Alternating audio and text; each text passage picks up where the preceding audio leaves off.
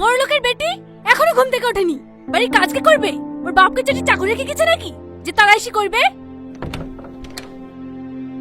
মা, কাল থেকে আমার ভীষণ জ্বর, মাথা যন্ত্রণা করছিল, তাই উঠতে পারিনি। মাথা যন্ত্রণা করছিল, খাওয়ার বেলা তো যন্ত্রণা করে না? মা, আজকে কাজগুলো সালমাকে করতে বলেন না। কি? ছোট বউ করবে বাড়ির কাজ? ওর স্বামী মাসে 50,000 টাকা ইনকাম করে, আর তোর স্বামী কি করে? রাত দিন শুধু মাঠে বসে থাকে। তুই যেমন কিষানের বউ তেমন থাকবি। মা, এই কাপড়গুলোকে চেনতে বলেন। সালমা, তো একটু। কি? আমি যাবো কাপড় কাচতে? এই কাপড় কাচার জন্য আমার বাপের বাড়ি 4টে থাকে চাকরানি। তোর মতন আমি ভিখারির মেয়ে নাকি? ঠিক আছে সালমা, তোকে বলাটা আমার ভুল হয়ে গেছে।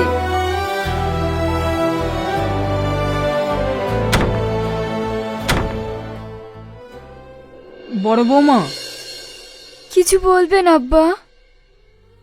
আমি আর কি বলবো বলো, বলার জায়গা তো একটাই। আমি জানি সকাল থেকে তুমি কিচ্ছু খাওনি। ওই ফ্রিজের উপর কৌটোটা আছে, দাও দেখি। কি হবে আব্বা?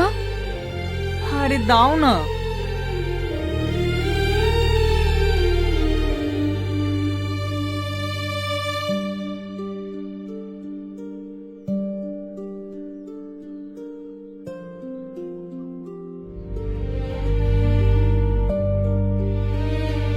এটা রাখো। আমি জানি তোমার শরীরটা কাল থেকে খুবই খারাপ, একটা ওষুধও তোমার পেটে পড়েনি। তুমি অচল হয়ে গেলে এই সংসারটাই যে অচল হয়ে যাবে। এই টাকাটা বাবুকে দেবে, তোমার জন্য ওষুধ নিয়ে আসবে।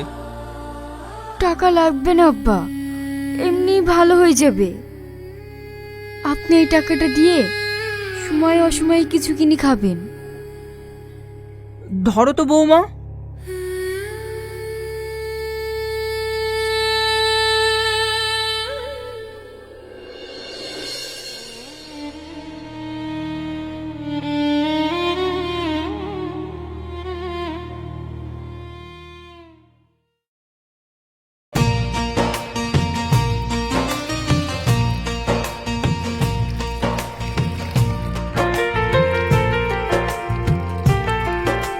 ভাবি, সব সময় দেখি তুমিই কাজ করো, ছোট কাজ করে না। কি গো ভাবি, কিছু বলছো না যে? কি বলবো? না না, সব ঠিক আছে। কিচ্ছু ঠিক নাই। তোমার শাশুড়ি তো তোমাকে দেখতেই পারে না, সব সময় দেখি খিসমিস করে, আসলে তোমাকে ভালোই বাসে না। না না, আমাকে ভালোবাসে তো, সবাই ভালোবাসে। ভালোবাসে না ছাই, আমি সব জানি, তুমি মিথ্যা বলছো।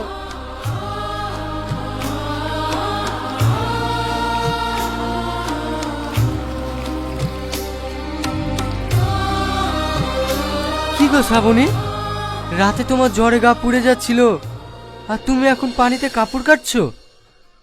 ও কিছু হবে না, জামা কাপড়গুলো ময়লা হয়েছিল তো তাই। যাও বাড়ি যাও তো। হ্যাঁ হ্যাঁ, আর একটা কাপড় আছে, কেচে বাড়ি চলে যাচ্ছি।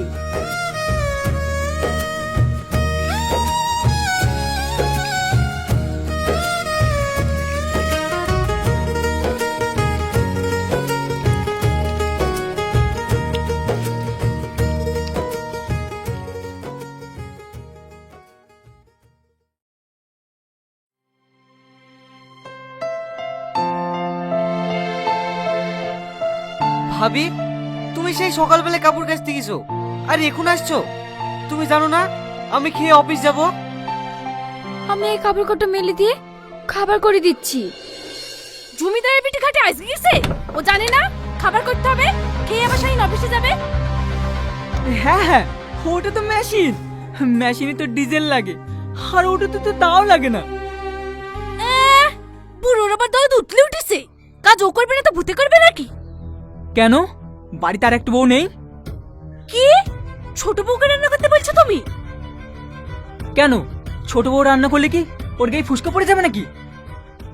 মা, আজকে আমার ভাবি গেলে বেড়াতে আসবে, ও খাসির মাংস আর পমফ্রেট মাছ খেতে খুব ভালোবাসে। ও ও চিন্তা তোমাকে করতে হবে না। মা, আমি তোমার বৌমার কাছে টাকা রেখে গেলাম। রিয়াজ আসলে ওকে বাজারে পাঠিয়ে দিও। ঠিক আছে, রিয়াজ আসলেই আমি ওকে বাজারে পাঠিয়ে দেব। তাহলে মা, আমি বাইরে হোটেলে খেয়ে নেব। আমি এখন আসছি।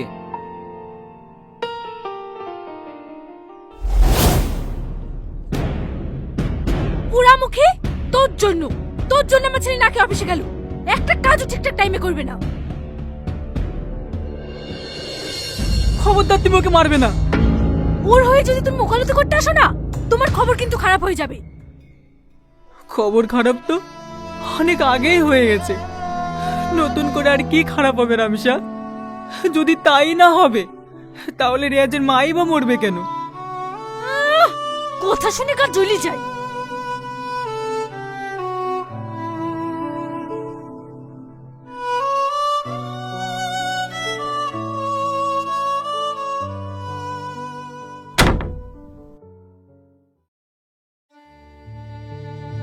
তুমি এগুলো নিয়ে কোথায় যাচ্ছ?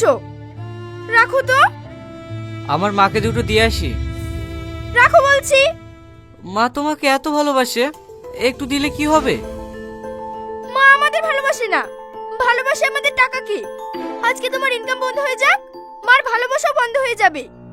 কিন্তু কোনো কিন্তু নয়, তুমি খেয়ে নাও তো, আগে আপ পরে বাপ।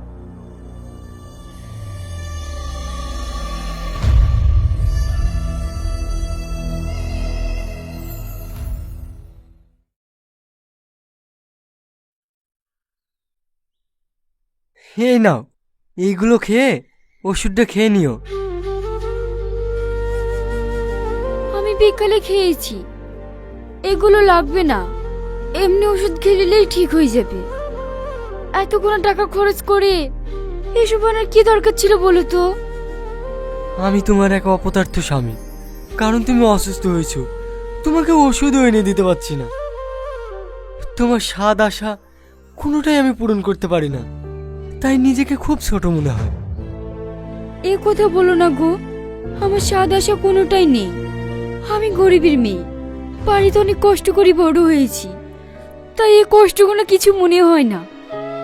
তুমি যখন অনেক কাজ করে বাড়ি আসো, তখন আমি তোমার সামনে পেট ভরে খাবারটাও দিতে পারি না, তখন আমার ভীষণ খারাপ লাগে জানো। এতে খারাপ লাগা কি আছে? আমি তো তেমন ইনকামও করতে পারি না। কি গো, এইগুলো নিয়ে তুমি কোথায় যাচ্ছ? আব্বা মা বয়স্ক মানুষ, আমরা তো সেরকম কিছু এনে দিতে পারি না, তাই আব্বা মাকে এগুলো দিয়ে আসি। হ্যাঁ হ্যাঁ যাও, কিন্তু তুমি না না, আমার ওসব কিছু লাগবে না।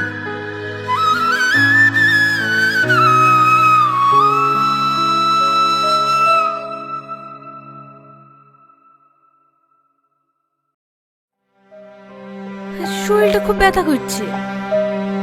শরীর তো ব্যথা হওয়ার কথা না, ব্যথা তো হওয়া দরকার তোমার মুখে।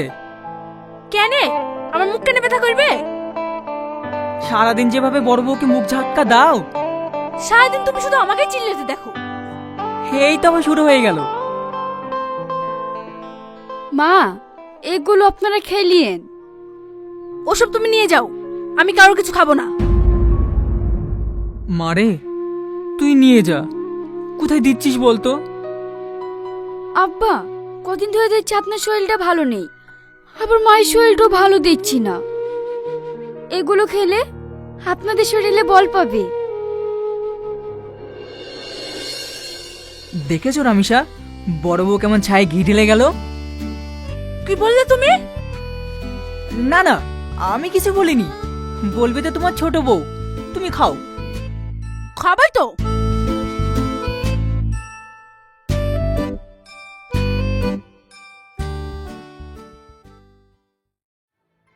এখন পর্যন্ত আমার ঘরে চা গেল না, এখন বেলা 8টা বাজে, ম্যাডামের বোধহয় এখনো ঘুমই ভাঙেনি। কি হয়েছে সালমা? আপনার বড় বউ জানে না আপনার ছোট ছেলে সকালবেলায় বেডটি খায়, এখনো পর্যন্ত পৌঁছায়নি। এই তো হয়ে গিয়েছে, চা নিয়ে যাচ্ছি। তোমাকে জানিয়ে কোনোদিনই যেতে হবে না, প্রতিদিন লেট হয় কিভাবে? তুমি জানো না শাইন বেডটি খায়? মা, মেঘা ঘুম থেকে উঠে ওর মাকে খুব জ্বালাচ্ছিল, তাই চা করতে একটু লেট হয়ে গেছে। একদিন জ্বর, একদিন মাথা ব্যথা, রোজ রোজ একই বাহানা। এসব নাটক আমার আর ভালো লাগছে না। আরে সাত সকালে তো বকাবকি কিসের? বকবে না, শাহিন এখনো বেডটি পাইনি। হো তাই? আমি তো মনে করেছিলাম বাড়ির ছাদটাই হয়তো ভেঙে পড়েছে। তোমার তো সবসময় আংটা বাঁধানো ছাড়া কথা নাই। তোমাদের আবার ওঠার কি দরকার? বড় বউ চা নিয়ে তো যাচ্ছে, নাস্তাটা না হয় তোমরা ঘরেই করে নিতে। আপনি বললে তো হবে না। এই সংসারে আমার স্বামী প্রতি মাসে 50,000 টাকা করে দেয়, আর আপনার বড় ছেলে কি দেয়? তাহলে যা আপনার বড় বৌমা করবে না তো আমি করব নাকি? ছোট বউ ঠিকই বলেছে, এই সংসারে যত কাজ সব ওকেই করতে হবে। তাই যদি হয় তাহলে তো আইন মতো এই সংসারের সমস্ত কাজ তোমাকেই করতে হবে। কেন? কারণ তোমার স্বামী তো কাজ করতেই পারে না। কথা শুনে গা জ্বলে যায়।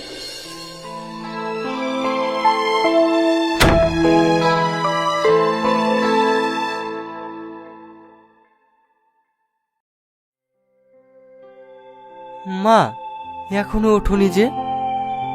তুই যা, আমাকে জ্বালাসনি। আমার শরীরটা খুব খারাপ করছে। তা না করলে তো এতক্ষণ বড় বউ করে চিৎকার করে বাড়ি মাথায় করে তুলতো। তুমি শুধু আমাকেই চিৎকার করতে দেখো। ঠিক আছে, আজ নয় চিৎকারটা নাই করলে। আব্বা, আমি মমিন ডাক্তারকে ডেকে আসি।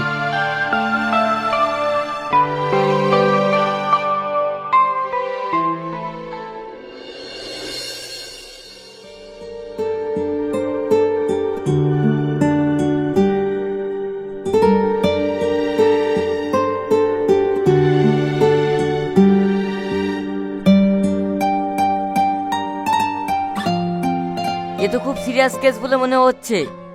আপনি এক কাজ করুন, কোনো এক সার্জেন্ট ডাক্তার দেখে নিন, তাহলে খুব ভালো হয়। ঠিক আছে ডাক্তারবাবু, এই নিন আপনার ফিস।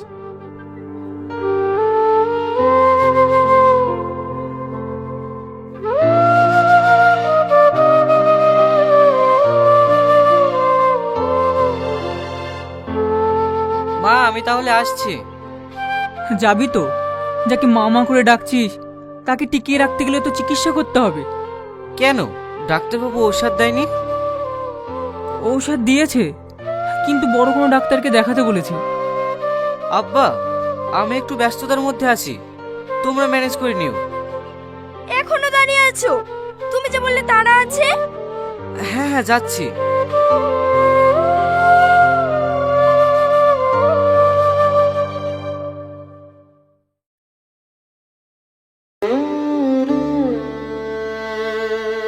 কি রে রিয়াজ, ডাক্তার কি বললেন?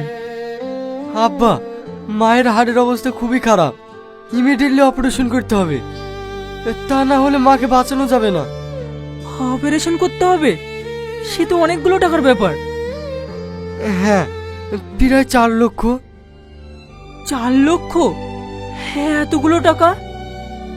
আব্বা, ইয়ে নিয়ে তুমি চিন্তা করো না, শাইনকে বললে ও ঠিক একটা ব্যবস্থা করে দেবে। চলো এখন বাড়ি চলো।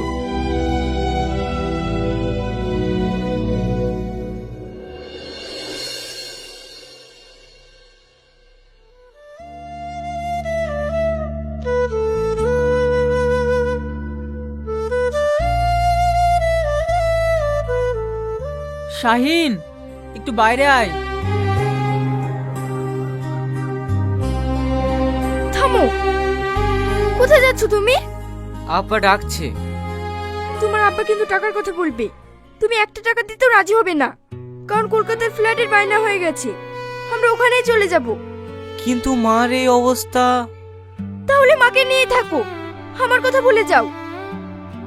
আসলে আমি তা বলছি না। শাহিন, শাহিন! আসছি আব্বা।